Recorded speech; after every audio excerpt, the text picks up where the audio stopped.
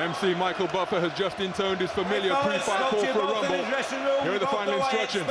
Keep it clean, break straight away when told, and both of you watch it edging close. Good luck to you both. Touch both. Touch them up. Chris Avalos holding a running conversation with Frampton, who fixed him with a steely gaze during those instructions from Howard Foster. And now we approach the moment that Barry McGuigan said he has found impossible to replace. Since his retirement from the boxing ring, all trainers and seconds have left the ring, and now champ and challenger face one another for the final time before the opening bell. So here we go then, the battle for the IBF Super Bantamweight Championship of the World is underway. Round 1, scheduled for 12. The champion, Carl Frampton, with blue trunks trimmed with gold. For Chris Avalos, early on in this fight, he has to find a way, if Frampton is going to give him a little movement, which he hasn't yet, to cut off the ring and attack, but attack with a certain amount of caution and be a little bit careful in doing so. Long left hook was the first scoring blow of the fight from Frampton. And you can bet that every modicum of success that Frampton has will be cheered to the rafters by this passionate partisan crowd. Frampton staying right in the wheelhouse more early in this first round than I would have thought he would. And perhaps Avalos being less aggressive than many people anticipated. Now he's onto the front foot for the first time.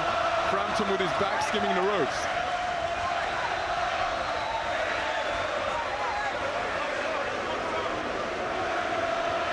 Avalos continuing to engage in conversation up there in the boxing ring. David Hay mentioned that he sometimes changes stance as he takes a swift right cross from Carl Frampton. The right hand is a punch that Avalos has been hit with. Martin hit him with it, Romero hit him with it repeatedly, and that's a big punch for Frampton.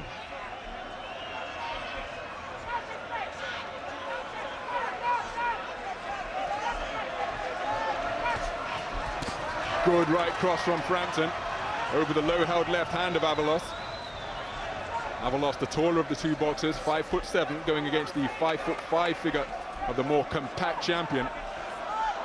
And even though he's got the height advantage, Avalos doesn't fight tall, he fights shorter, and that helps Frampton. And you see Frampton getting that right hand in a lot early in this round. Success with the left hook as well from Frampton. He's as well as being a shorter man, he's got shorter arms by some 5.5 inches. But still, Frampton first to the jab. 62-inch reach for Frampton, 67.5 for Chris Avalos. The difference between these two fighters, one of the differences is the lateral movement and footwork of Frampton. You see early that it's better. Oh my, that's the second time that Avalos has hit on the break. Howard Foster on it in a flash.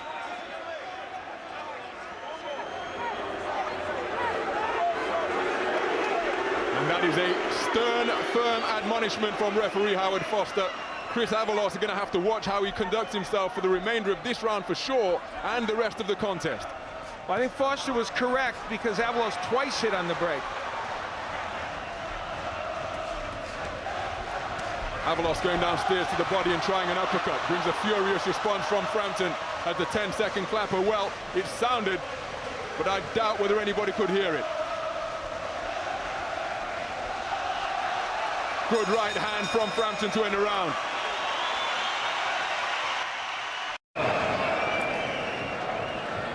In round number 1, Frampton was able to land a number of very good right hands. And that is the kryptonite for Chris Avalos.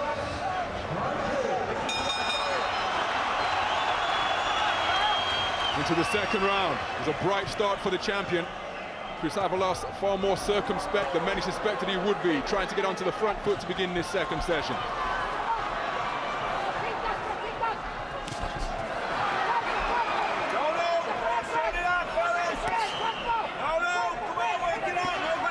Howard Foster is letting them fight on the inside. And again, Frampton first to the jab. Good right hand to the body from Avalos. Frampton backed into a corner for the first time. Both boxers made the weight comfortably yesterday, although Avalos had to remove rather heavy sweatpants to weigh in at 8 stone 9 pounds 9 ounces. Frampton bang on the super bantamweight limit of 8 stone 10 pounds. And I think Avalos at the weigh-in was trying to get under Frampton's skin so that he would be too aggressive. Frampton has not been too aggressive in this fight. He has been measured. Good right hand from Avalos. It was rather a slow one over the low-held left of Frampton. Frampton came back with a good shot of his own. The power of Avalos is for the most part in his left hook. And Avalos being picked off as he tries to get into short range. Frampton keeping his head out of harm's way, turning it to the side. And now both boxers going to the body. Good left hook upstairs from Frampton. The thing about Frampton is not only does he have a superb right hand, he's got a great left hook as well. The left hook dropped Hugo Cesar's, but it was the right hand that got Martinez down.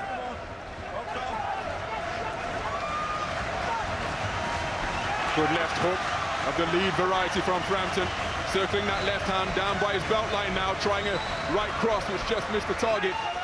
Avalos rather clumsy with his forward foray. And now what has happened here, he's complaining, takes a big left hook. Referee Howard Foster did not separate the two. Frampton took full advantage and nailed the Californian with a big left to the head. Right hook went on the inside as well. Frampton on the onslaught. Something happened in that clinch that hurt the right arm of Avalos, but Frampton rightfully could move in. Saw Floyd Mayweather do the same thing to Victor Ortiz over here in this country. Now the Danny Williams almost decapitated Michael Sprott.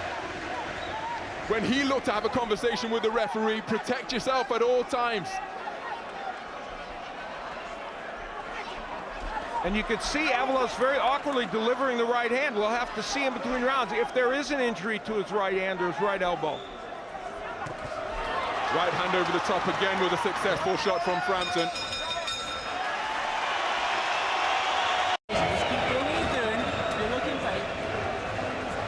In the last round, here's where Avalos felt that something happened to his shoulder, and he just kind of walked away.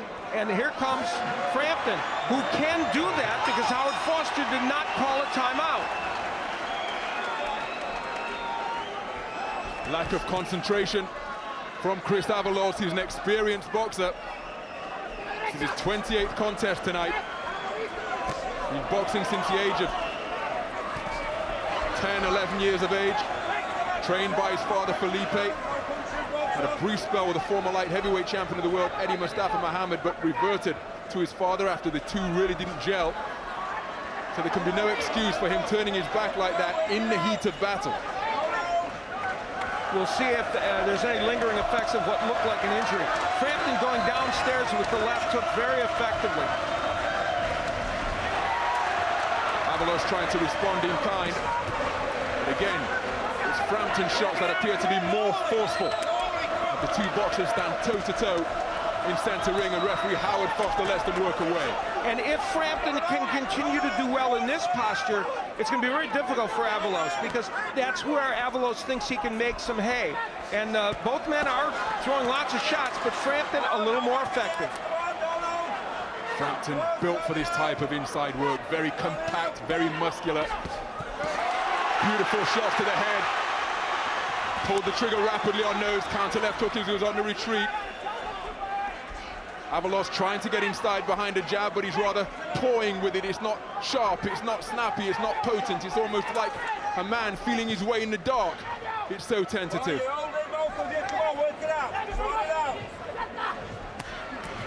Good left hook from Avalos. Avalos, there's the, and that's his punch. He landed it again. It's kind of wide, but that's his best hope in this fight. And there's the Frampton uppercut on the inside. It's a very good punch for him and could be a factor in this fight. Well, the decibel level here in the Odyssey has been raised once again. They sense that their man is on top. And Avalos lost his footing after taking a stiff shot from Frampton. Thunderous left hook right on the point of Avalos' chin once again. Action-packed passage here in the third round. Lots of excitement, and Avalos himself said, I think this is going to be a war. And it is so far. Avalos' mouth open now, he's bleeding from the mouth, and his movement as he takes another stiff right cross, it's slowed. It might be almost imperceptible, but from our vantage point at ringside, as he complains about that right arm again, the movement of Avalos continues to slow down. Got through with a left hook of his own, but it was an exchange of shots. We've seen Avalos land several good left hooks. He's going to have to continue.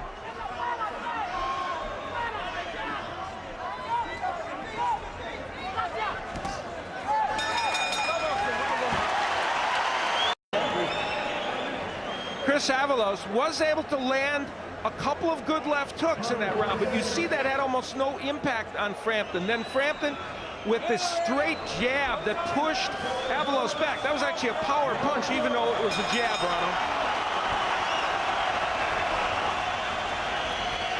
So into the fourth round. Been a very bright start by Carl Frampton. Chris Avalos has had his moments, but they've been fleeting when compared to those of the champion. Beautiful single left hand again from the champ. And again, Frampton, despite having shorter arms, continuing to beat Avalos to the most basic of punches, that left jab. The great Gil Clancy said of his fighter Emil Griffith, who was tremendous with the jab, he was shorter than everyone he faced, but the jab is about timing. And so Frampton, despite the disadvantage, is out jabbing Avalos. Well, the left jab rather has shaped the course of contest and the destiny of champions throughout boxing. And now it's a right hand over the top that was successful for Carl Frampton. Avalos just appearing a little bit devoid of ideas, and you can see Barry McGuigan up off his seat, living vicariously through the efforts of his charge, Carl Frampton. What a birthday present it would be for the Hall of Famer Barry McGuigan if his man can come through this successfully. 54 years old today, McGuigan. Frampton was 28 last week.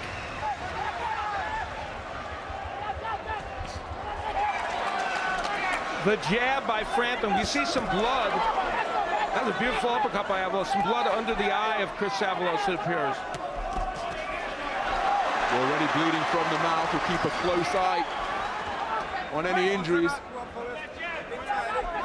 And again, Avalos continuing to fuss with his belt.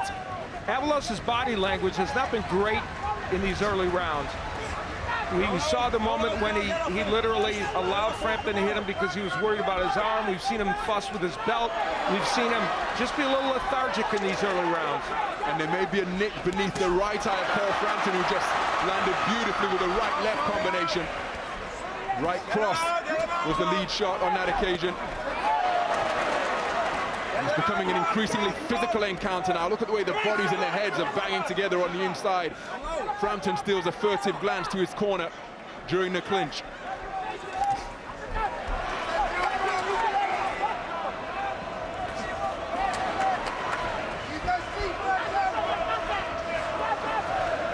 Corkscrew left jab from Frampton. Such variety being demonstrated on that punch. 1-2 buffeted the head back of Avalos. And he's keen to hold on. Frampton's right hand has been a major weapon in this fight, and it's because the jab of Frampton has been pretty effective. And there you see it, 1-2 combination. Right, straight away. Old school trainers say that a right hand can take you around the block, but a left jab can take you around the world. Frampton has used his beautifully left hand on the bell from the champ. Get underneath it. Then he can't hit you on the back of it.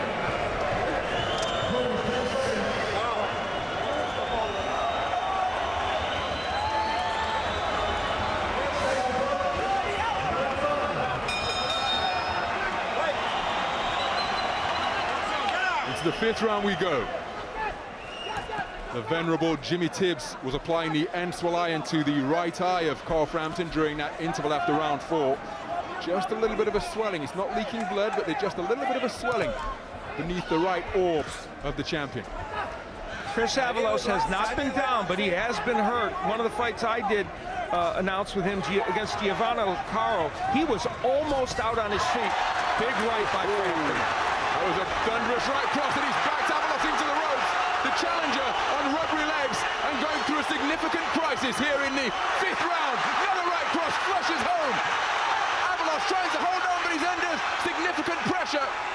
Howard Foster poised to step in. Avalos trying to fight back, but he's being overwhelmed by this typhoon from Tigers Bay. Avalos on the canvas, but he's wrestled down. And he's a fighter that's beginning to mark up. He's a fighter that's running out of ideas and running out of energy. Carl Frampton on the rampage. Avalos looking to hold on. He's got less than 2 minutes to survive. A lot of time in this round, and that's an issue for Avalos.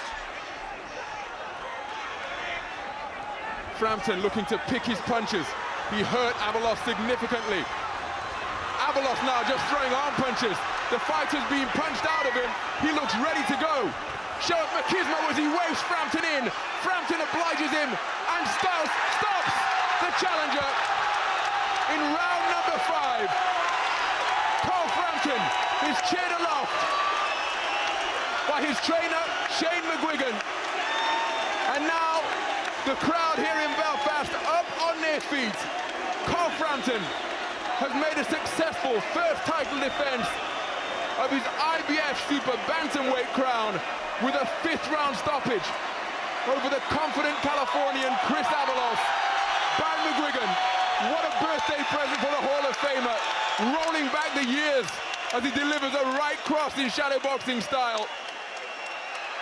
And now it is Carl Frampton who takes the applause of this Belfast crowd. Everybody, to a man, woman and child, up on their feet. And the atmosphere here really is incredible. A celebratory one because the home fighter, Carl Frampton, has successfully retained his IBF Super Bantamweight crown. Wife Christine sharing in the moment.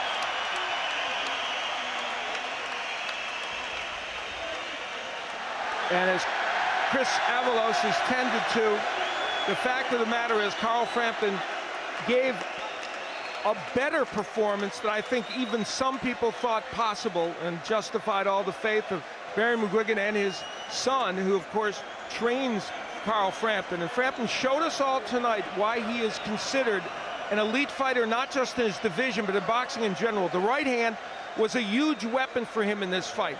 And once he got Avalos in trouble, he was relentless, and he was measured with his punches. Avalos trying to counterpunch back, but couldn't do it. This was at a point where Foster was taking a peek and thinking about what he would do. But then, once Avalos got hit with a couple of big shots and literally is at a standstill after this tumble, is when Foster would step in to stop the fight.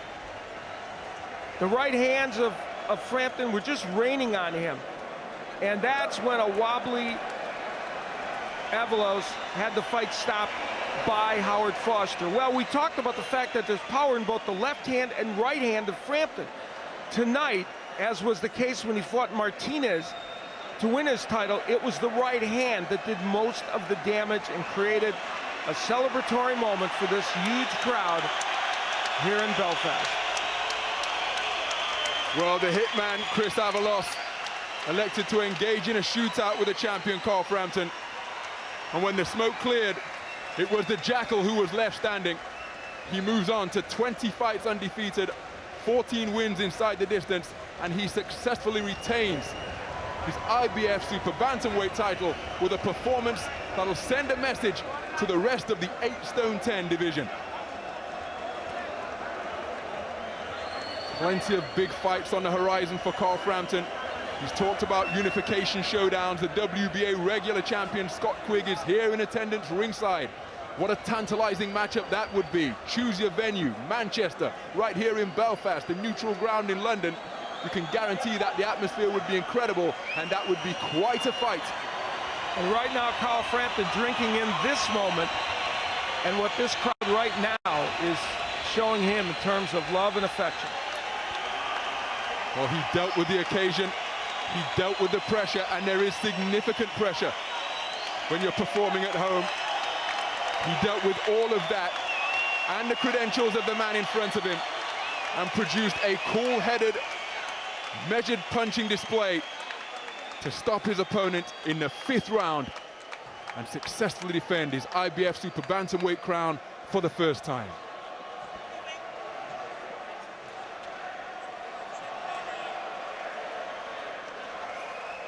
Ladies and gentlemen, before we give the official time, a round of applause for this 25-year-old challenger from California, USA, who had the courage to come here to Belfast tonight and face this champion. Referee Howard Foster steps in at 1 minute, 33 seconds to call a halt to the fight. The official time, 1 minute 33, round number 5.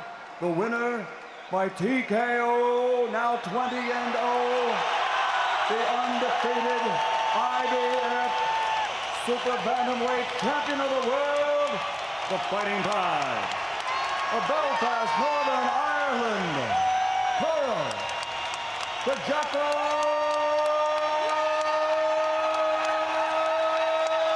Frampton.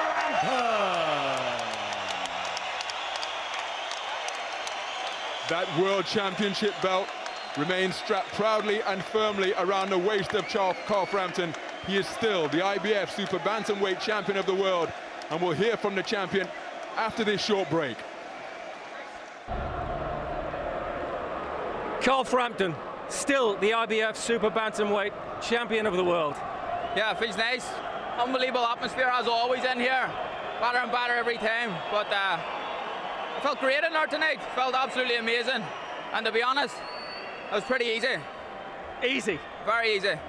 When did you sense that? From the second round when he turned his back? Well, again, after the first round, I knew I had him. He was very slow, punched very slow.